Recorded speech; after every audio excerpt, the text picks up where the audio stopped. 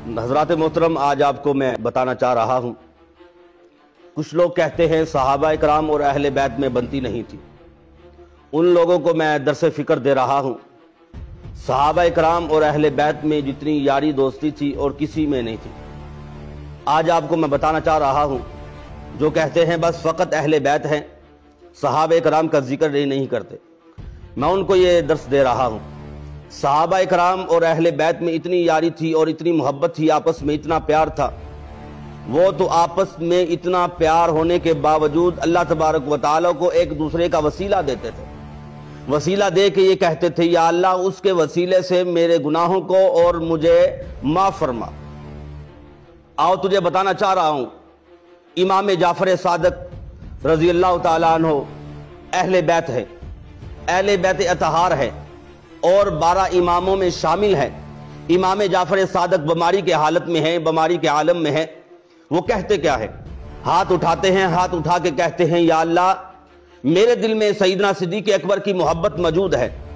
یہ دیکھو اہل بیت کا محبت اور پیار کرنے کا انداز دیکھیے، اہل بیت اطہار صحابہ کرام سے کس نظریے سے اور کس عقیدت سے محبت کرتے ہیں، اور محبت کا انداز دیکھیے۔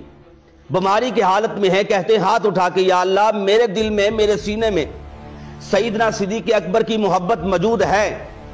اگر میرے دل میں سیدنا صدیق اکبر کی محبت موجود نہ ہو، کل میدان محشر کے اندر میرے نانا کی شفاعت مجھے نصیب نہ ہو۔ یہ کون کہہ رہے ہیں؟ یہ اہل بیت کہہ رہے ہیں، یہ خون رسول کہہ رہے ہیں۔ کیا کہہ رہے ہیں؟ یا اللہ میرے دل میں سیدنا صدیق اکبر کی محبت موجود ہے، میرے دل میں فاروق اعظم کی محبت موجود ہے، میں سیدنا صدیق اکبر کا ادب و احترام کرتا ہوں۔ اگر میرے دل میں صدیق اکبر کی محبت نہ ہو، کل میدان محشر کے اندر میرے نانا کی شفاعت نصیب نہ ہو۔ آج میں اقرار الحسن کو بتانا چاہ رہا ہوں، اپنے آپ کو شاہ کہتے ہو، آل رسول کہتے ہو، میں کہتا ہوں ڈوب مرنا چاہیے۔ آل رسول تو وہ تھے جنہوں نے بیماری کے حالت میں یہی کہا تھا، خوشی کے حالت میں یہ کہا تھا، مصیبت کے وقت یہی کہا تھا، ہم اصحاب محمد سے پیار کرتے ہیں۔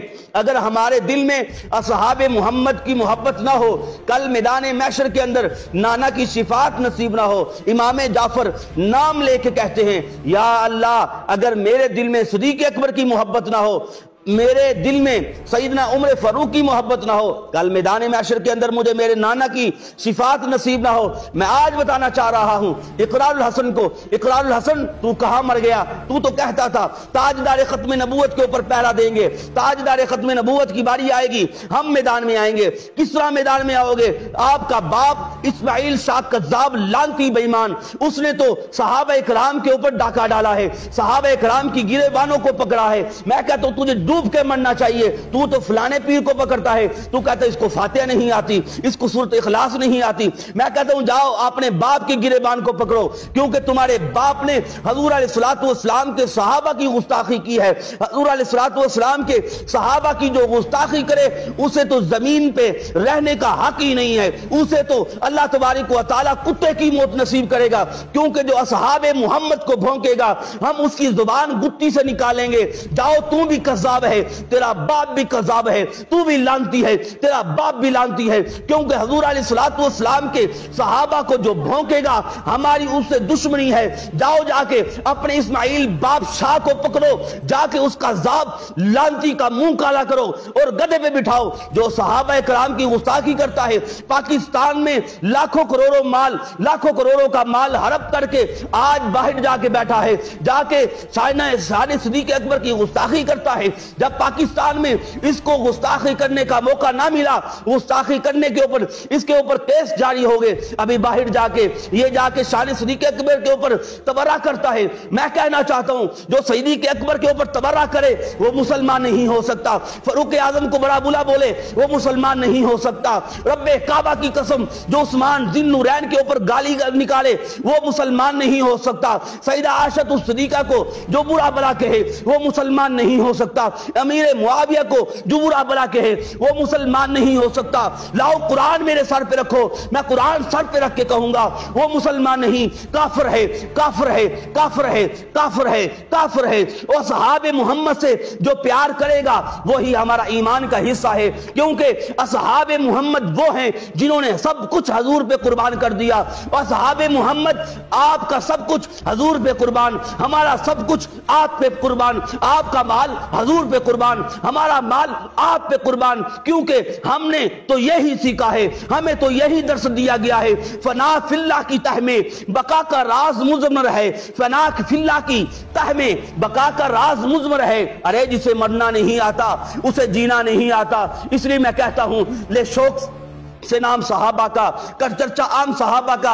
ارے لے شوق سے نام صحابہ کا, کر چرچا عام صحابہ کا. اگر طلب ہے تجھ کو جنت کی تو پلہ تھام صحابہ کا, اگر طلب ہے تجھ کو جنت کی تو پلہ تھام صحابہ کا. اقرار اس وقت 1 سال کا تھا جب میں مشہد اسے مولا کے حرم میں چھوڑ دیتا تھا. یہ حال تھا الحمدللہ. اقرار اس وقت 1 سال کا تھا جب میں مشہد اسے مولا کے حرم میں چھوڑ دیتا تھا. یہ حال تھا.